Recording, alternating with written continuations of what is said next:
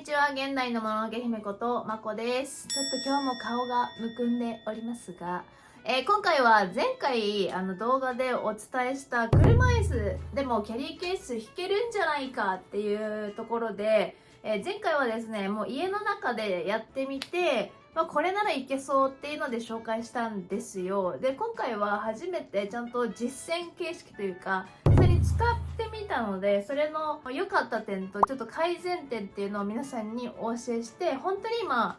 実際使えたので使えるよってことをお伝えしていきたいと思います。実際に福岡の家からキャリーケースこちらを引いて、大阪の方まで2泊3日でお仕事があったので行ってきました。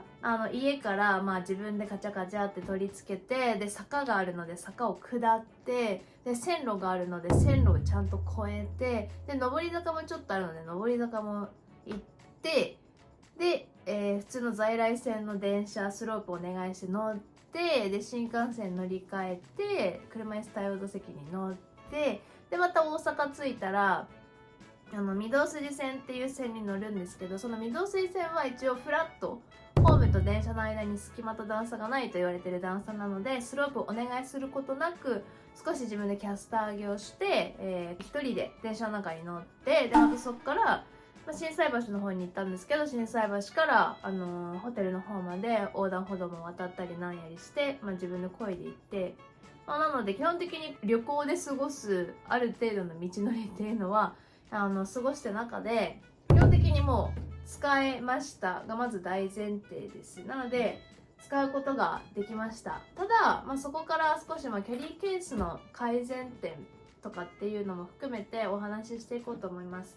で、前回お話しした時のキャリーケース、こちらを使って紹介したんですね。で、こちらが怪我する前に購入してたやつなので、もう8年9年くらい前のものなんですよ。だからそれ以降使ってなくて、実際に使った時にもうタイヤがわかるかな、もう劣化して割れたんです。早々に割れました。こっちのタイヤはちょっとこのプラスチックのところから頭は出てるんだけど、こっちの2個はもうプラスチックのところからほぼ出てなくて、辛い位置みたいな感じになってます。なのでこれが早々に行きで割れました。福岡の在来線乗る時からもう割れました。車椅子がどうこうっていうよりはもうキャリーケースの劣化の話だったんで、でもこの状態でも弾けたんですよ。もう弾いたというか引きずったくらいのレベルなんですけどね。で、いけたっていうことをまず大前提に皆さん知ってもらって新しいキャリーケースを買いましたよっていう話ですね。新しく買ったキャリーケースはこちらですね。同じちょっと色味なんですけど、こちらになります。で、反省点というか改善点を踏まえてっていうところなんですが、さっき見せたタイヤとは別のタイヤの感じ、もっとしっかりとしたタイヤバージョンを今回は買いました。でも最近のキャリーケースだと多分このタイプがすごい多いかと思います。5、6千円で買えちゃうやつはさっきみたいなちっちゃいタイヤになるけど、もうちょっとこれ1万2000円台かな、セールで1万2000円くらいで買ったんだけど、それだとやっぱりこのタイプの車輪になります。で、やっぱり車椅子で引く人たちほどやっぱこのタイプをおすすめしたいなと思ったのが、やっぱり理想はね、こういう風に起きた状態でキャリーケースが起きた状態で移動できることが理想なんですけど、やっぱ引っ掛けれるこの車椅子の高さとか、角度によっては若干引いた時にちょっと斜め引きになる時があるんですよ。こういうことね、こういうこと若干ね。この時にやっぱりタイヤが大きい方がこの斜めになったとしても引きやすいし、ボディが当たらないし、荷物入れてないから分かんないけど、やっぱこのタイプの方がちゃんと直立して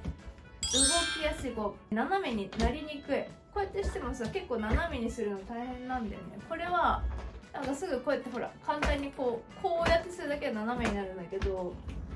この子はまだ荷物入ってないからかな、結構斜めにするにもタイヤが大きいのでなりにくい分、車椅子で安定して弾けるだろうなっていう、ちょっとまだ使ってないけど感じがします。車椅子で使う時はここのタイヤの内側のサイズっていうのをちゃんと気にしていかなきゃいけないんですけど、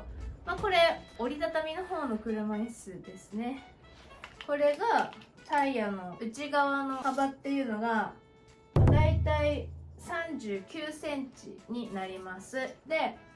なんかね、最近のやつ同じこれも機内用持ち込みサイズなんだけど、昔の前使ってたやつよりちょっと幅が大きいなって感じがします。この横幅ね、横幅ちょっと横幅が大きいんですよ。さっき31.2だけど、こっちは35まであったっけかな、確か35くらいまであります。なので内側ここ39センチ、ある程度アクティブの車椅子の人たちって、だいたい同じくらい、または男性陣はもうちょっともしかしたら狭いかもしれないけど、ちっちゃいのが本当にあんまりなくて、35とかが一番多分ちっちゃかった気がする。あとは36とか37、ちょっと37だとここの脇の隙間がギリかなっていうのがあったんで、私はこれの35を探してこのタイプを見つけて買いました。やっぱこう動く時に、この稼働をする時にツラツラだとちょっとやっぱ引っかかっちゃうので、ある程度このタイヤとの隙間っていうのはあった方がいいかなと思います。地上からの高さっていうのもなんか前より、昔のやつよりちょっと大きいのはタイヤが太くなった分かなって思うんですけど、55とかくらいに5センチくらいアップしました。ただ高い方がやっぱりさっき言ったようにこの取っ手とかと取り付けがすごい楽になるし、安定してつきやすくなると思うので、個人的には高さがある方が取り付けやすいなと思いました。でただこれ今折りたたみだとピタンってくっついてるけど、固定車の場合ですね、それぞれだと思うんですが、私今日今ちょっとメルローズなんだが、メルローズの足のこの場合はここの固定車に特有についてるここの横バーが私は斜めにつけてもらったんで、邪魔することなくこういう感じで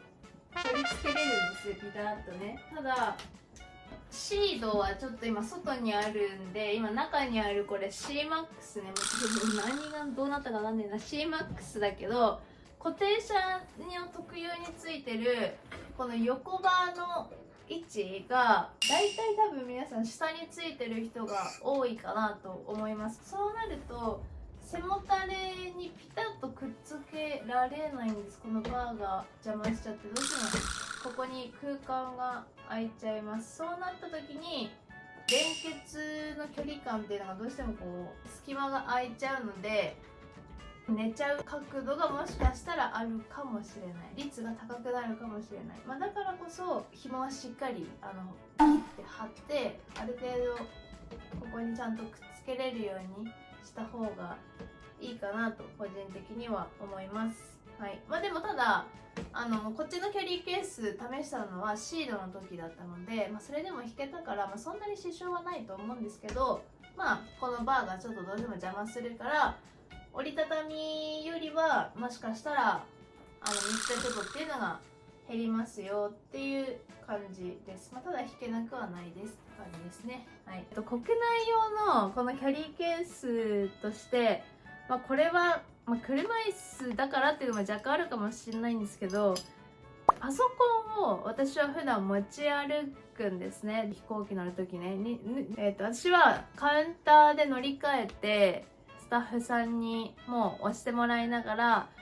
搭乗口まで行くんです。なのでリュックを自分の膝の上に乗せて、そこからスッて、パソコンを出して検査通してたんですよ。ごめんなさい、一般の検査レーンは最近出さなくてもいいようなレーンは羽田にはあるんですけど、まだまだ地方の飛行機とかは出さなきゃいけなかったり、あとは ANA の場合とかはそのプレミアムレーンっていうゾーンの人たちはまだ機械が新しくなってないから出さないといけなかったりっていう手間があったんです。だから通常のキャリーケースだと結局全開き観音開きタイプしかないじゃないですか。だからパソコンを取り出すのがすごい大変だなって思ったので、今時のこのフロント側にこのパソコンを入れるスペースがあって、っからパソコンスって取れますよっていうタイプのキャリーケースじゃないとなんかよりちょっと大変だなと思って、ほんでだからこの前開きフロントタイプ、なおかつ半分くらいまでのフロントタイプのやつはノートパソコンが入らないので、ちゃんと一面前開きするタイプじゃないとパソコンが機内持ち込み用の時はね入りません。なのでノートパソコンが入るフロント開き用、なおかつタイヤがでかいで車椅子幅にもちゃんと合うみたいな、意外とチェック項目が多い中で、値段も高ければあるんですけど、そんなになんか2万とか3万とかやっぱ出したくないから、できるだけ1万5000円以内でくらいせめてみたいなところで探して、あと色とか納得できる色があるかないかみたいなところで探してよかったのがこのブランドさんだったんです。ちょうどこの前楽天マラソンもしてたし、ちょっとポイント使って買いましたけど、なんか定価はね2万円だった。でも確か1万2000円くらいで買えたんで、いいなと思う人はちょっとURL 概要欄に貼っておくので、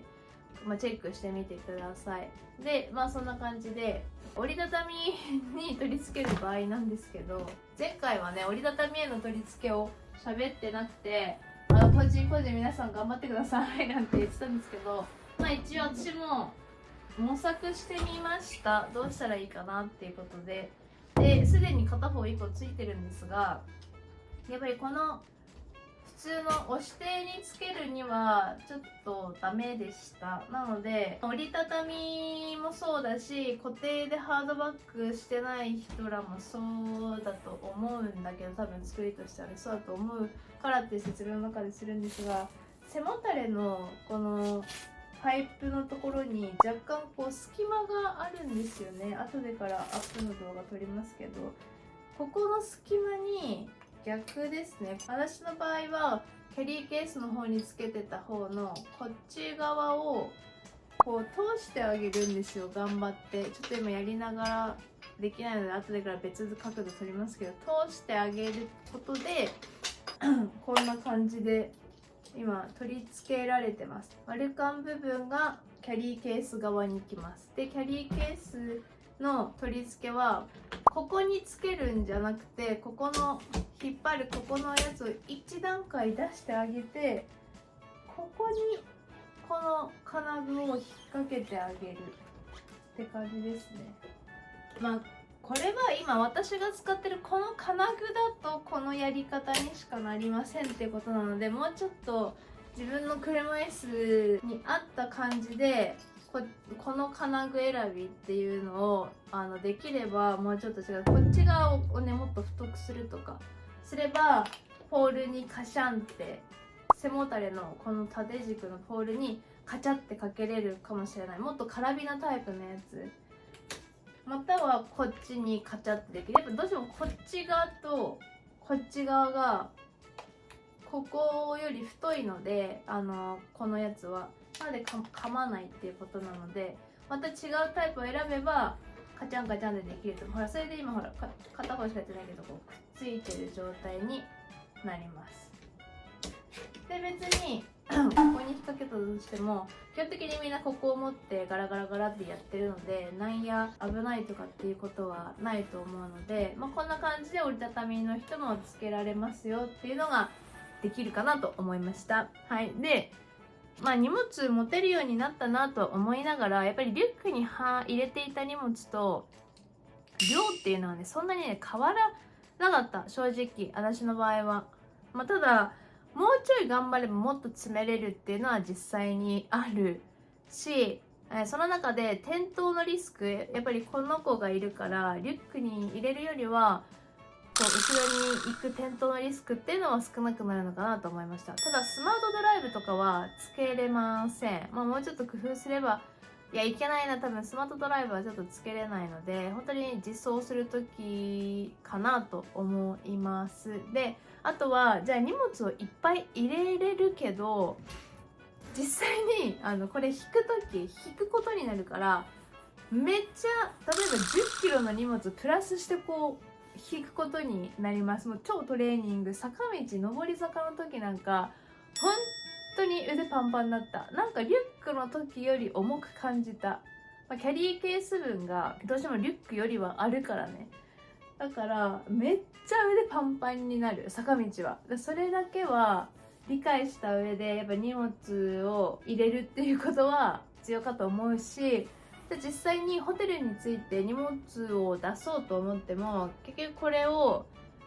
みんなどう開けるかわからないけど、地面にボンって置くのか、またはホテルにある荷物台ってあるじゃん、あれにちゃんと自分でこうやってよっこいしょって持ち上げることができて広げれるのかっていうのがいろいろあると思うので、なんか入れれたからいいっていうものでもないかなと思いました。私もパンパンに入れすぎて、持つのも大変だったのもそうだけど、荷物台に上げれなかったから、やっぱ一旦ちょっとこの立てた状態で出せるものを出して、ちょっと軽くなってから荷物台に乗せるみたいなこととかをしたので、運べるけど、運ぶことはできるけど、やっぱ重たくなるなりのデメリット、大変さはありますよっていうことが個人的には感じました。ただやはりなんか運べる安心感とか、リュックの場合はマジでひっくり返んないように結構キャスター上げとかも恐る恐るやってたりしてたのがあったので、なんかその怖さっていうのが、ひっくり返る怖さっていうのが変な緊張感もなくなったっていうのはまずいいことかなというふうに思います。はい。ということで今回はキャリーケースを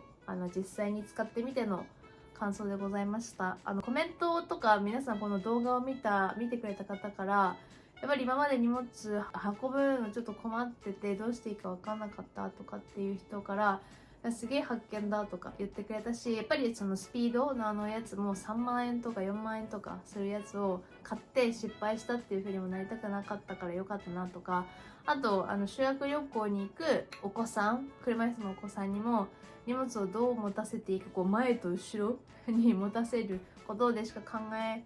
れてなかったんで、このタイプでできるんだったらすごくいいなとかっていう風な話がありました。もしね、誰かと行くにしても友達と行くにしても、なんか重たいリュックを背負ってもらうよりだったら、まだキャリーケース2個引いてもらう方がまだ良くない、まだって個人的には思います。はい、ということでこの動画がためになったなと思っていただけたのであれば、ぜひいいねボタンと、あとはチャンネル登録をよろしくお願いします。では本日も最後までご視聴ありがとうございました。